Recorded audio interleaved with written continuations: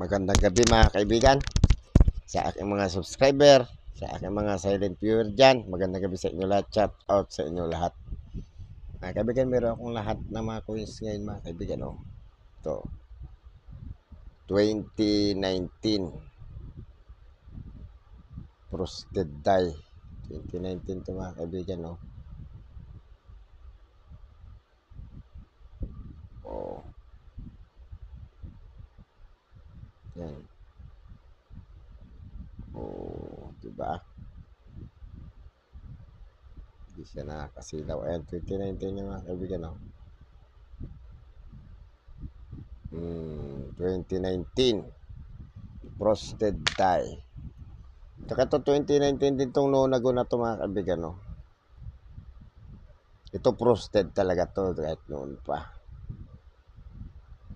Wala pwede magsabing ay may nahunt ako Nonagon frosted. Frosted talaga yan. Tsaka to Lagpas Mangas 2020. Itong isang ito mga kaibigan, no? Ang ganda pa ng scallop kasi niya eh. 1996 with mint mark. Wala pa akong na-hunt ng 1996 na no mint mark. Kasi yung sa ano ko, sa layout ng 5 piso ko, ang nandoon kasi sa layout ng 5 piso ko, 1996 no mint mark. NM ang nandun eh, no, ibig sabihin ng NM, no mint mark. Kung WM sana, with mint mark. Kaso lang, pero yung nilagay ko doon, may mint mark din. Pero mas maganda ito kaysa doon sa nilagay ko kasi,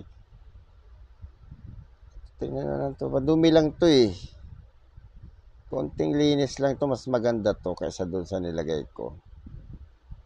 Diba, lilinisin ko to. Tsaka ito pala mga kaibigan, oh. Ito yung pag-uusapan natin ngayon. Ang 50 new dollars. So mga kaibigan, baka naman pwede maglambing ng subscribe, papress ng subscribe, papress ng notification bell, pasalit ng all, para ma-notify kayo pag ako nag-upload ng video. Pa-like na rin at kung gusto niyo i-share, pa-share na rin. O mga kaibigan, ito nga pala ay ito ay si Sun Yat-sen. Sun Yat-sen, Traditional Chinese, Simplified Chinese, Pinyin, Sun Ye-shian. November 12, 1866 to March 12, 1925, better known in China as Sun Song-shian. Traditional Chinese, Simplified Chinese, was a Chinese revolutionary statesman and political philosopher who served as the first provisional president of the Republic of China and the first leader of the Kuomintang. He is called the father of nation in the present-day Republic of China, Taiwan, and the forerunner of the revolution in the People's of Republic of China for his instrumental role in the overthrowing of the Qing dynasty. King ba ang tawag dito? QE. Qing dynasty during the 1911 revolution. Sun is unique among 20th century Chinese leaders for being widely revered by both the Communist Party in mainland China and the Kuomintang in Taiwan.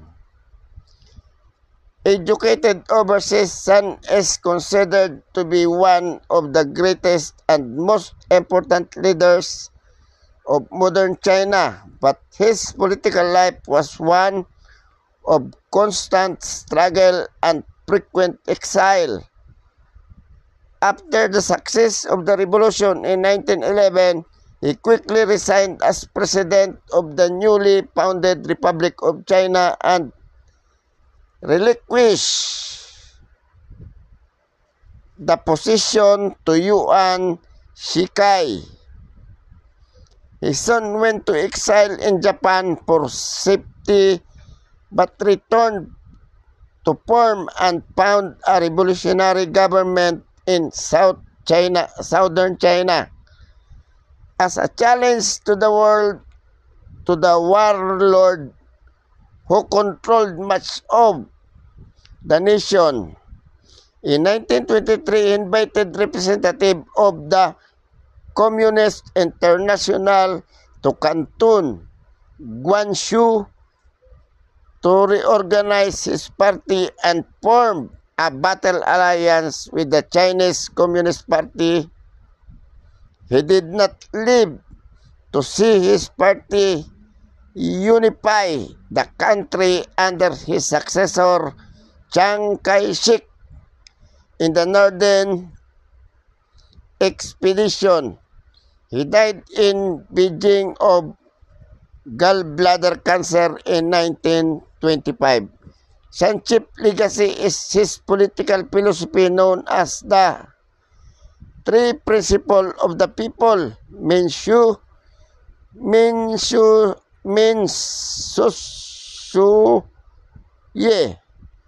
or nationalism, independence from foreign denomination, Minquan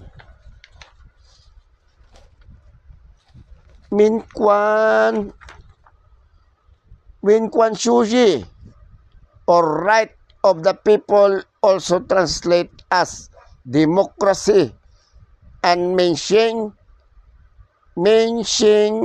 Shuyi, or people's livelihood, sometimes translated as communitarianism or welfareism.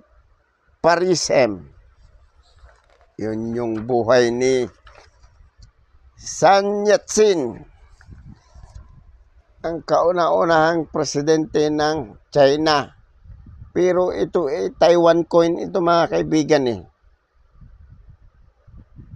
Ibig sabihin, ang China noon under ng Taiwan. O ang Taiwan under ng China. Parang ganun lang. So mga kaibigan, punta na tayo sa pictures ng coins na to. I-update natin to kasi nabuklatan ko kasi nag-login ako sa Numista. Clinic ko ito. Nagmahal na. Ang mahal niya na mga kaibigan. Pero sa value sa Philippine Peso, hindi pa rin nagbago ang presyo niya. 89 pa rin. 5 new dollar. Issuer Taiwan Period Republic. Type Standard Circulation Coins. Years 2001 to 2022. O 21 years vintage.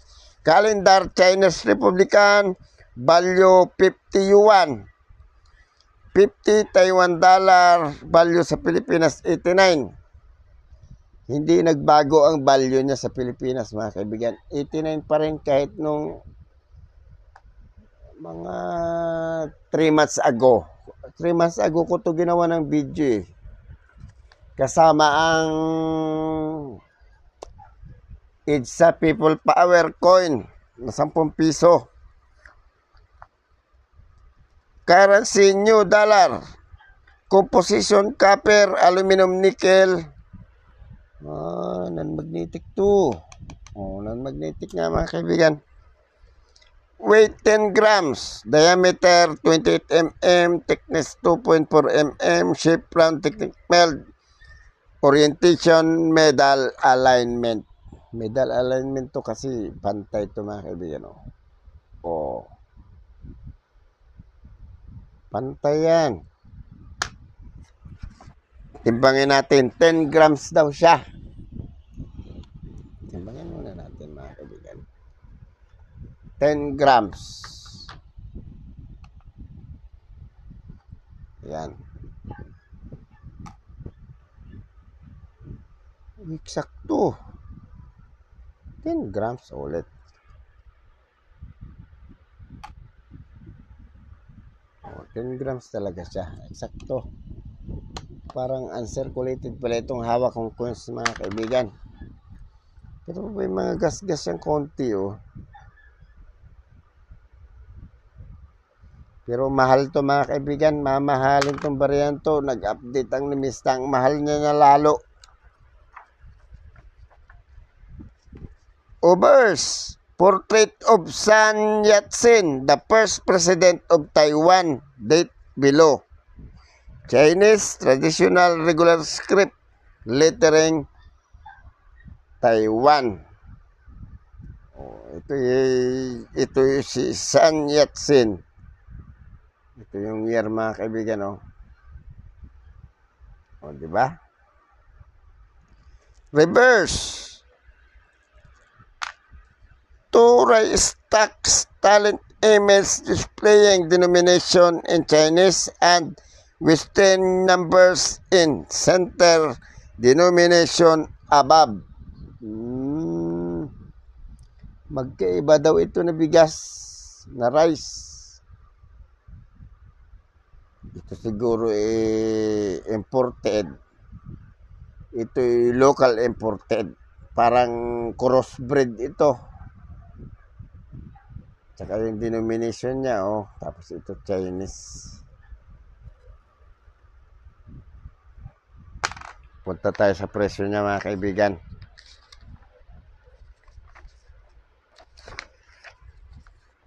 Ang 2001 Blanco, 1.1 mintage lang siya, hard to find to. Ang 2022, napakamahal, mga kaibigan.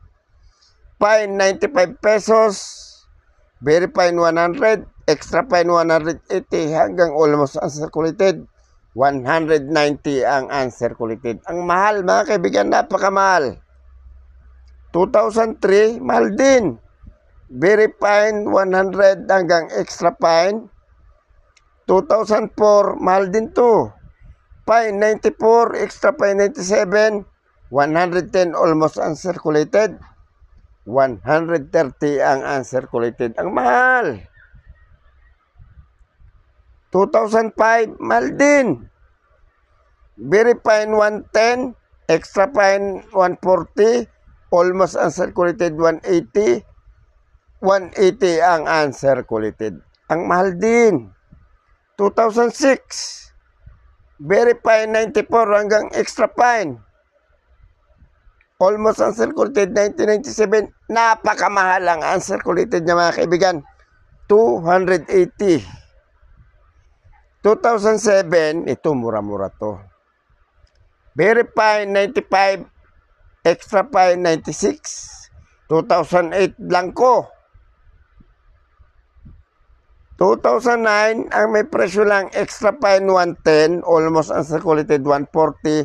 220 ang uncirculated. Mahal pa rin. Ang 2010, extra fine 130 lang. Mahal pa rin, mga kaibigan. Kumpara mo sa 89, ang mahal niyan. Blanco ang 2011 hanggang 2016 hanggang 2022. Pero itong hawak ko, mga kaibigan, 2013, Blanco, 2013, 6%. Pero bakit nagtataka naman ako, walang presyo itong 6%, may presyo yung 23, 21, 16, 19, 15, 11. May presyo nga itong 2009, 6% din, oh. At saka 2010 na 5%. Ba't wala palang presyo itong 6%? Bakit kaya? Ibig sabihin, mas mahal to.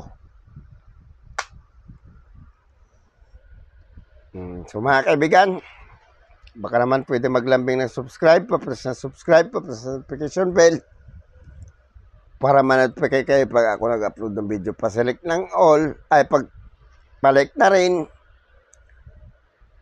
At kung gusto nyo i-share, pa-share na rin. Magandang gabi, mga kaibigan. Maraming salamat.